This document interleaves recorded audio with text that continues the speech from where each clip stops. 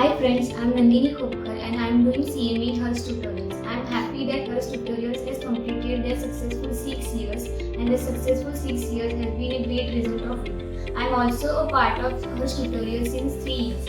Earlier I have been a shy student but their support and guidance helped me to build up my courage. Harshad sir has been the main part of my career guidance. He always guided me to the right path. After 12 I was confused between CA or CME.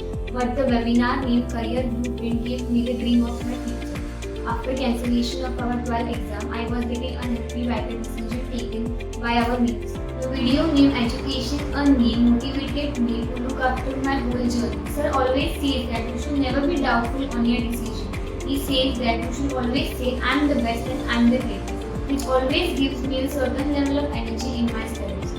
Our whole teaching and non-teaching staff have expert qualification in their field. Our all teacher, Dhaval sir, who always teaches us in various manners. I have never felt bored in his lecture.